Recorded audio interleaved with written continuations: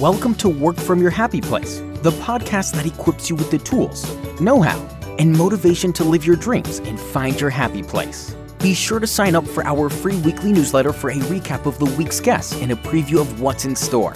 To sign up, simply text the word Happy Place with no space to 33444. Now, it's my pleasure to introduce the host of Work From Your Happy Place, Belinda Ellsworth. Hello, everyone, and welcome to Work From Your Happy Place. I'm your host, Belinda Ellsworth, and I'm so excited for you to be here today. We've got a great guest in store for you. I have Fijeh Aadum with me, and she is a best-selling author, speaker, and educator. She is also the founder of Immigrants Thrive and the FRAFoundation.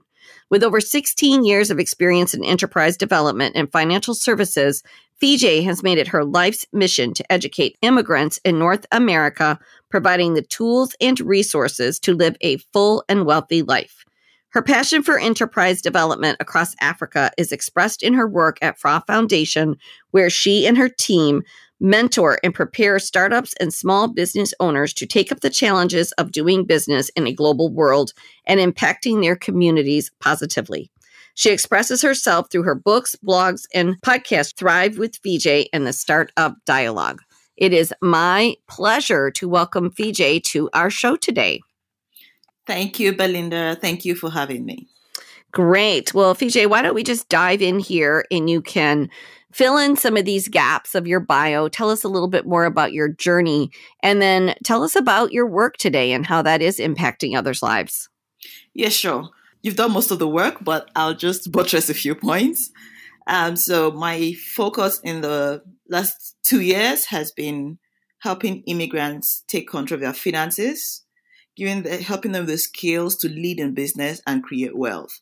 As an immigrant myself, I've seen the challenges immigrants have faced, especially first and second generation immigrants. A lot of us are leaving behind our investments, opportunities, our network, and moving to a completely different environment.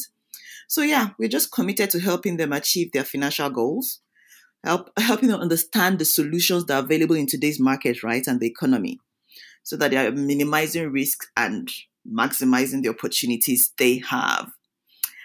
So far, we've helped a number of families get things going.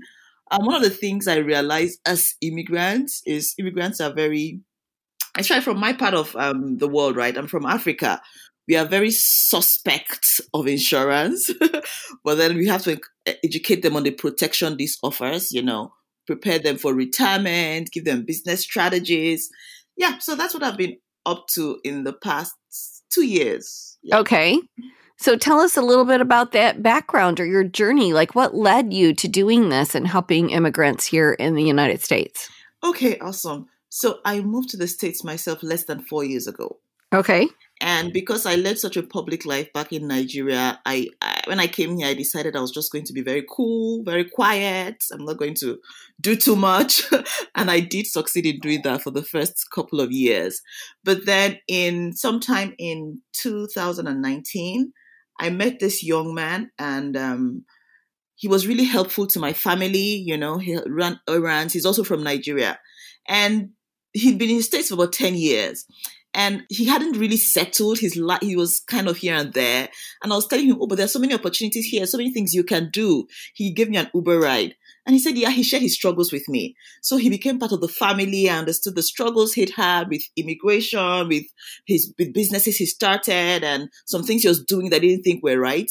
And I was like, well, I've seen a lot of immigrants suffer this, right? I've seen a lot of immigrants who don't know when they come in, they should start building their credit, who don't know they can get investment properties, who don't know how to make the best of taxes. And I've always helped them. I had people who have here about 10, 20 years, and I'm giving them direction, like, oh, why don't you do this? Why don't you do that? These opportunities exist. But I took particular interest in this young man. But then when I said, okay, I'll help you with this business setup, and then the pandemic struck. So we kind of lost touch for a bit. But then, in the course of the pandemic, I think in June, I got the sad story that he passed away. Oh, no. Oh, yeah, that broke my heart. That broke my heart so much because I knew he had twin boys in Nigeria, his family. He had so many dependents, so many responsibilities, so many hopes, Things were just coming to fruition for him. We were going to help him set up this business. And then I mean, it hit me really, really bad. I've been toying with the idea of Immigrants Thrive for a while, just putting out some information, helping friends. But after that blow, I had this guilt where I suffered like maybe if I had been there for him more, it could have been better, So just in honor of him, just knowing there wasn't much I could do for him having gone, I decided to commit to this fully.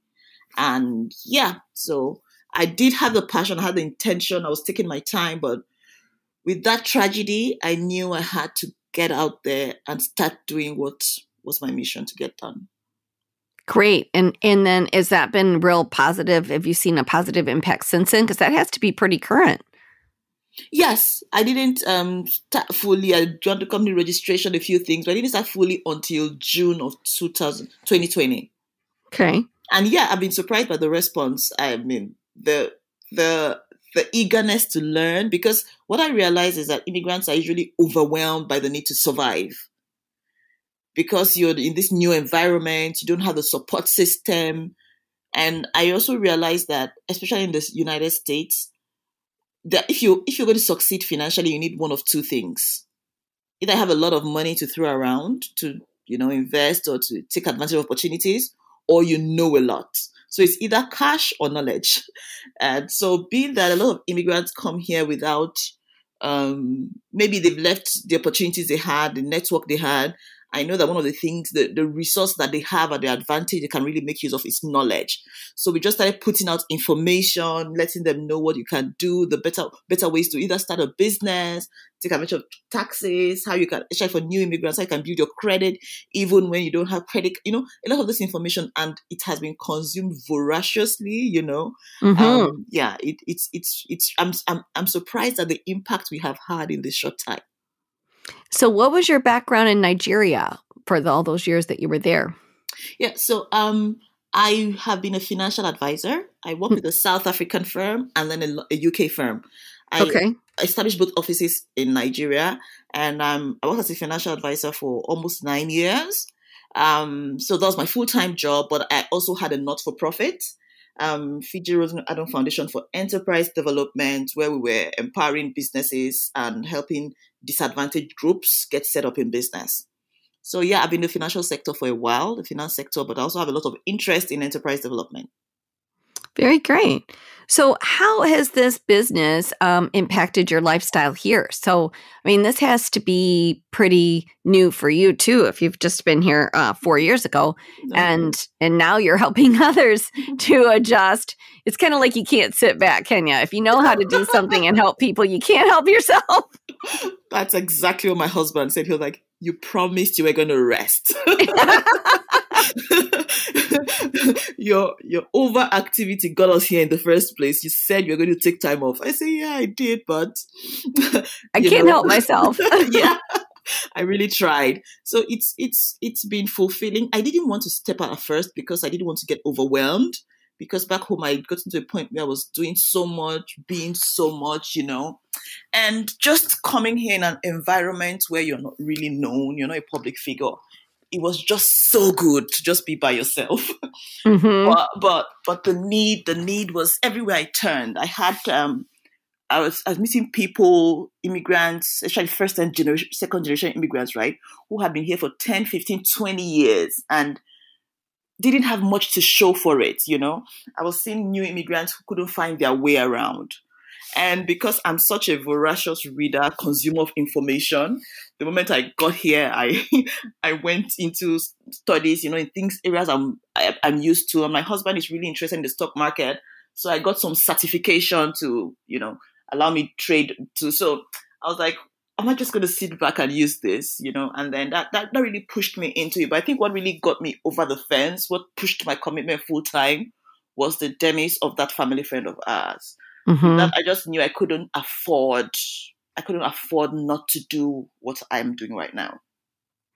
I just think though that in people that a common thread of people that are really successful is at the heart of it, they just really want to help others be successful, and they want to help others with whatever issue or problem it is that they have. And then that leads to doing more, wanting to do more, and it's exciting. It's kind of like the whole work from your happy place. When you're really doing what you love, it doesn't feel like work.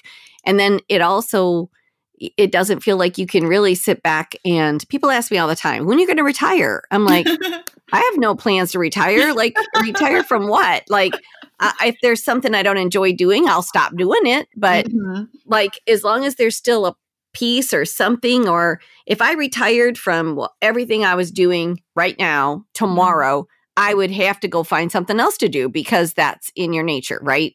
That's correct. I can so relate. And I say to people, it's not cliche when people say, do what you love doing.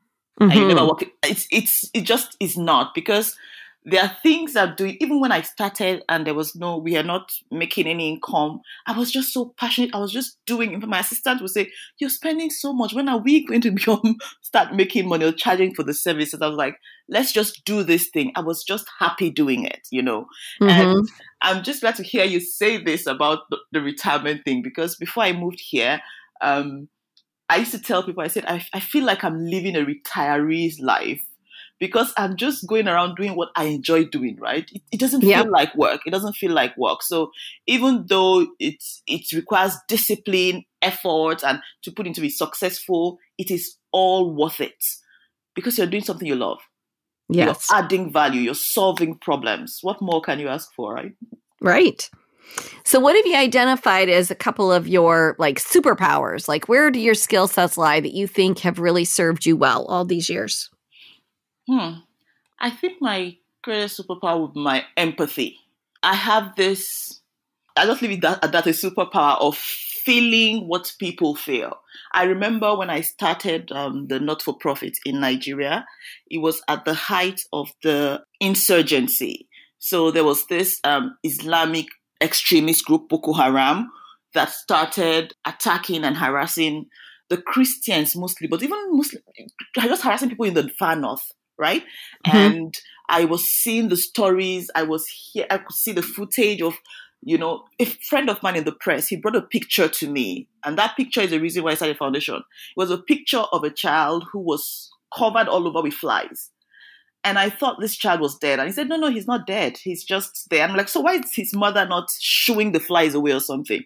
He said, there's no point, because in the camp where the displaced people stay, it is so infested with flies that there really is no point. Because I could see fly in the baby's nose everywhere. I was like, I don't believe this. I want to go there. And so we made a trip. We took a trip to that part, Adamawa in northern Nigeria. And oh my God, it broke my heart. I could see, because in every suffering, in every war, in every challenge, the women and children seem to bear the brunt of everything, right? I was just so... It was just so much. I just came home. I was like, okay, I'm going to start this foundation. And what we're going to do is trying to empower women who have been displaced, give them opportunities to start a business, get them all set up and get them going. So that feeling, I could just, because I have 3 children, and I could just imagine, sitting with a child of mine and then all these flies, you don't bother shooing them because they're too much. It was just overwhelming. And so it's this ability to, when I see suffering, I put myself in the place of that person, and I'm not able to not do nothing about it. I can't help it. Wow. So let's talk then about just one of your greatest accomplishments, or something that is really meaningful for you. I'm sure that it is the foundation, but you can speak to just that a little bit more. But so let's talk about a great accomplishment or something that you're super proud of. Yeah, the foundation has been great, was a major part of my life, but I think one of the most difficult things I've done was moving to the States in my adult life at the prime of our business, my husband's business in Nigeria, my own career, and we had to move suddenly. And it was really challenging. And I just wanted to take my time, rest, step back from the public view, and just, I don't know if I should say mourn the changes that I was compelled to take, for the safety of my family at that time. I just wanted to, nurture myself a bit, like, you've been giving out a lot, just take it easy, pamper yourself. But then seeing the need in my environment and seeing what other immigrants were going through, I realized I need to step up again and give back to my community. So I think my ability to come out of that place where I was maybe living in kind of self-pity, just thinking, oh, all this happened to me and I had to move. And, coming out of that place and actually giving back. I think that's the greatest thing I've done. Oh, that is amazing. Yeah. So let's talk about that challenge coming here. How did you find those resources? How did you guys navigate your way through that when you first moved here? So you're probably feeling pretty down that you've left, and yet you need to get restarted. And so how does one do that? Because there's plenty enough people that have always been here and they can't seem to do that. Do you know what I mean? Yeah. I think I do. So for us, our move was kind of sudden. It was not planned at all. Because like I said, I was almost living a retiree's life, even though I was working, and my husband also had his business. We were pretty established in Nigeria, and we were loving it. But my work with the not-for-profit put us in a position where our family was receiving threats from the Islamic sect, and we thought it was just a walkover, but with time we saw this thing was real. And so initially my husband was like, okay, you and the kids go to the States, just go. Maybe if you're out of here for a bit, you'll be fine. But the way things proceeded and escalated, we knew we had to stay here for longer, for more, so it impacted everything we're doing. My husband also had to come, so it really was a challenge for us. But thanks to the internet and the way of doing things, my husband is still able to partially run his business. He had a couple of partners who are taking things on, but it really shook the foundation of who we were, what we're doing, not really planned. But I think because we've traveled a lot, we've moved around a lot too. I think I've been on every planet except, did I say planet? Every continent except Australia. My son will have a good laugh at that. So I think doing that, I schooled in London. I've been about, so moving was not too bad for us, except that at this point this was a bit more permanent. It was, and then the situation surrounding our move, everything was like a day. So it was hard, but I think the strength of a person, you know how strong you are when challenges come. When it's all convenient and go lucky, you're like, oh yeah. But we were able to take it in stride. For the children, it was nothing. They were just excited.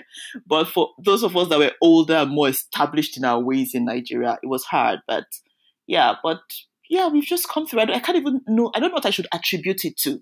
But what I do know is starting this work really gave me a base, like a focus that I didn't before. Now I was just teetering between, what happens, status, I was just floating. But with this work now, they just give me this purpose and this focus. I'm just more there.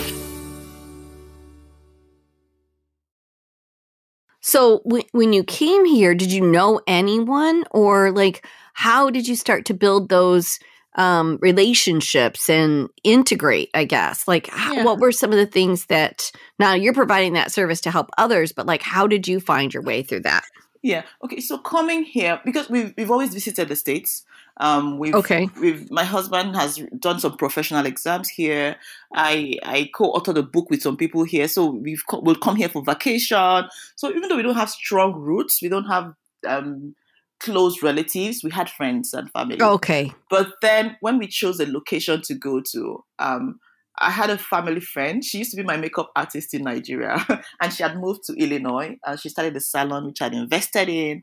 And my husband had also set up an office here because after his professional certifications as an estate surveyor and valuer, he was helping some clients in Nigeria do some work here, but it wasn't anything permanent. So because we had the business registered here, I had that family friend who I invested in her business. Chicago was the natural place that we chose to come to. So we had no relatives, but we had a couple of people. And then, I think I've always been, I was the first person who came here. My husband stayed back in Nigeria for a while, but I've always been self-sufficient. I've always known how to find my way around. So even with coming here, I realized the people who had been here before, I thought, when I come here, they'll show me around. I really had to be showing them their way around. Funny enough. But we were blessed to have good church we joined. We attended the bridge in Des Plaines, and yeah, that just helped us settle in. Okay. Good. So this is kind of our signature question of our show, but like, what does working from your happy place mean to you? I think it means doing a job, committing your days and your hours to something that makes a difference. And I choose the word makes a difference because I have had people say to me, Fijeh, I've been working in this sector for the past 30 years of my life.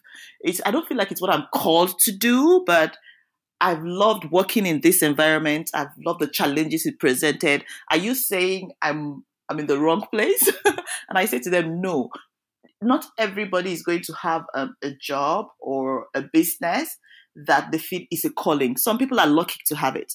Some people are just going to get maybe a government job or a corporate job for which they're comfortable, but you're still impacting the people around you. You're meeting the right people. You're making a difference. That's fine. As long as you love what you're doing, you're happy, you know you're making a difference. And I think what makes you happy is the fact that you're making a difference, whatever it is. Mm-hmm. I think that the fact you're making a difference is the foundation of working from a happy place. I think so too. That's always been sort of my, it's interesting. It falls into, there's just a few categories that people fall into, and that is definitely one of them, is that people just want to make a difference in other people's lives. Mm-hmm. And when they know they're doing that, it makes them extremely happy. They're just working from that real good, happy place. So True. I think that's awesome. So what advice would you give to others who are wanting to be entrepreneurs or wanting to start something completely new? Because you've got some experience with that of starting over, but what advice would you give to people that are kind of thinking they want to do something but are afraid to step out, give it a try? Okay, I'll summarize that in 3 simple things I've learned from being an entrepreneur and starting new things. Number 1 is something I learned from Seth Godin. Whatever you're doing, give people the opportunity to self-enroll. Let them opt in. You cannot force a sale, force an idea on anybody, because like with our children, for example, my son, he used to love to play Fortnite. That's cut down now, but he used to love it so much. And I realized that on school days, Monday through Fridays, I have to wake him up, get him ready for school. But on Saturday and Sunday, the days he's allowed to play Fortnite, he's up even before me and he's out there on the computer because he's self-enrolled in the Fortnite thing. We made him go to school. So if you can come up with an idea, a service, a product that people will opt into, people will want to, that you don't have to force on them, it's going to make your success all the more likely. The second thing I'll say is if you're starting a new business, you're starting out, you want to understand that originality is overrated. Authenticity is really overrated. Not everybody is going to discover something new or start a brand new idea. Okay, just look for something, a need around you, even if it's something that you saw succeeding in Florida, right? And you see the need here in Illinois. It's okay to copy. It's okay to take that idea. The only thing is add your authentic self, add your own spices, bring something new to it and do it better. Think of how to improve on it. So if you're waiting to start something and you're thinking, oh, this person is already doing that, I need an original idea. It's overrated. Copying is okay. Just take from what somebody else has, infuse your personality and improve on it, and you have a good business. And finally, do something I think that you'll be happy to do without being paid. Because the truth is, in this entrepreneurial journey, there are times where you will not get paid. The first month, first few months, first year, it depends. But are you going to be happy doing it? If you pass these 3 tests, then I think you're on the right track. That is great, succinct advice. Thank you. Thank you, Belinda. All right. So what are some new and exciting things that you are working on that you would love our listeners to know about? Yes. So what I'm really excited about right now is I've been thinking of how to, because I know there are things people need to know to succeed in life, right? One of them is you need to have the right knowledge. You need to know the right things. You need to have the right skills, because with the right skills, you could literally survive or succeed anywhere. And all of these things are expensive. People are seeing courses being sold for $500, $100 is a cheap course, $2,000. So what I decided to do 2 years ago, I started working on an academy. It's called Spartan Academy. And the goal was to bring to people skills, knowledge, courses, short bite, snippet courses that are packaged in such a way that, number one, it doesn't take time to consume, because so many people buy courses they don't consume. And number two, it is affordable. So the academy launches on the 1st of June, and we have bit-sized courses in area of skills you need to develop right now to succeed, especially after the pandemic. If you've been out of job, out of commission, we are teaching skills that can help you start making money instantly. And then skills also, relational skills, soft skills that will help you succeed in the workplace and all that. And all of that with no cost on the platform goes for more than $15. So our goal, we have experts who are contributing, bringing in their knowledge. And, our goal is to ensure that for people who have been through a hard time with the pandemic, or who just have not had the resources to buy the expensive courses, they can start with something that will get them set up, and help them grow from there. Very good. That's amazing. So I agree with you. I try to keep my courses very reasonable, but it's interesting at the cost of some of the courses that are out there. But it's also interesting to me at the same time that people are becoming so desensitized to that they're like, well, if yours is not very, if it's not very costly, then it must not be as good. Exactly. And I'm struggling with that, because we offer courses at like $15 and $29 and $39. I mean, I hardly have a single course over $100 at all, because I want them to be affordable. And yet I've got people saying, oh, well, for $15 a month, this cannot be that great. And it's like, well, why don't you find out for yourself? I just don't even know what to say to that. But there is this weirdness of, I don't want to charge anybody $2,000. I want it to be accessible. I want people that want information to be able to have it.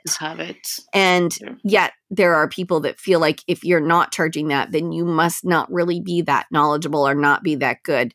And I'm glad to hear you say that, because that simply is not true. Not true at all. It's such a misconception that coaches are selling, and they'll tell you, oh, no, you need to price it higher.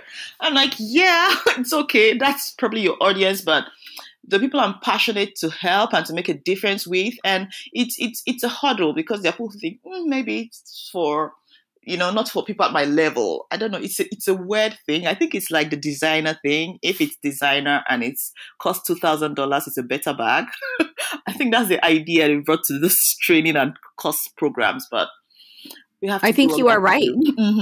It's a really good analogy to put that together. And and there are some people that they would just live and die by having that designer bag versus having another bag that is of same properties, same materials, same look really good, functional, everything else, but they just aren't going to do it. So it's interesting at how it's people about the name, how people think. Oh my goodness. Well, this has been delightful, and Fijeh, and thank you so much. And thank you for the work you're doing. And I, for one, am glad that you didn't sit back and say, I'm going to be quiet. I don't think that people that empower others are just not meant to be quiet. And so I'm glad that you have found your way in helping other people here. And especially I don't think that the majority of people probably listening to this podcast even have one idea, including myself, of just a few of the struggles that you shared and talked about in here that immigrants have when they're leaving a country. I don't think that there is a lot of empathy for the other side of why people are leaving, why they want to come here, why they want to start over, what that looks like, what they're leaving behind, what they've had to suffer through. I just don't think that people have a true understanding of that, or if they did, there would be a lot more empathy toward that. That's correct. That's correct. That part of the immigration story is hardly told. It hardly is ever told. Yeah. And that's, so thank you for shedding just a little bit of light on that today. And maybe sometime in the future, we can have a more in-depth conversation in that, especially as you are building this academy and as you continue in your work, which is still just a year old, which is amazing. So I'd love to come back and revisit that sometime in the future, and we can dig into that side of the story a little bit more. That will be awesome. Thank you so much for having me on today. Oh, you are welcome. So thanks everyone for tuning in here today on Work From Your Happy Place.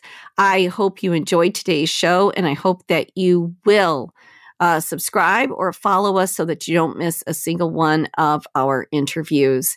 I also do Tuesday tips if you're looking for just some quick tips on business strategy. So make sure you check that out as well.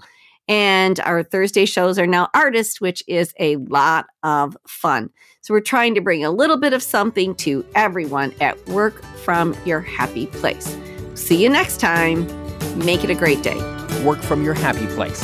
If you like what you hear, please share it with your friends. And be sure to rate and review us on iTunes or Stitcher. For a free gift on finding your own happy place, please visit workfromyourhappyplace.com and click on the free audio button. Thanks again for listening.